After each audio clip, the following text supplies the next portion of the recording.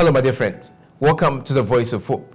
You know, when you read the book of Exodus, chapter 5, you realize that when God sent Moses to go and tell Pharaoh that he should allow the Israelites to go, unfortunately, when that announcement came to Pharaoh, the difficulties or the hardships of the Israelites in Egypt rather increased.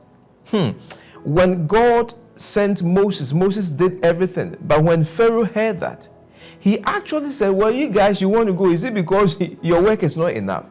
Now, I'm going to let you bake bricks, but you are not going to be given straw. So you now have to go to the bush, look for your straw, and bake the bricks. And that was very tedious. And so because of that, the workload of the Israelites in Egypt increased, and they complained.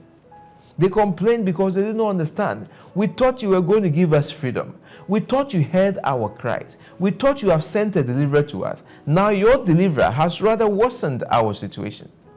And so when you read Exodus chapter 5, verse 22, Moses himself did not understand. So he went back to God to complain. Bible says in Exodus chapter 5, verse 22, Moses returned to the Lord and said, "Why, Lord, why have you brought trouble on this people? Is this why you sent me?" Verse 23 says, "Ever since I went to Pharaoh to speak in your name, he has brought trouble on this people, and you have not rescued your people at all."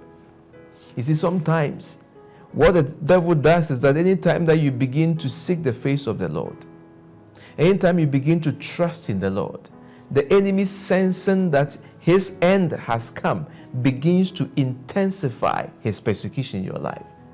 He begins to make life unbearable for you for one reason, and that is to give up.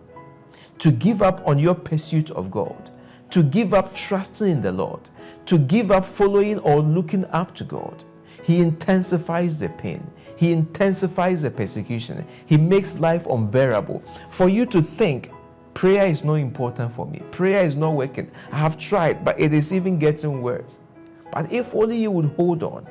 Because when Moses trusted in the Lord finally, God came through and God poured plagues upon plagues on the Egyptian and all the things that they do. I don't know, maybe after you started praying, things have become rather tough for you. Somebody told me, "Pastor, ever since I got baptized and became a Christian, things have become too much, unbearable." I don't understand. The enemy would make sure that your profession of faith will become unbearable for you. But one thing you must never do is that you may lose everything, but never lose that faith that you have in God. Because in due season, if you do not give up, God is going to bless you. He will turn that situation around, and He will give you a reason to testify of His goodness in your life because you never gave up. May God strengthen you. May God equip you.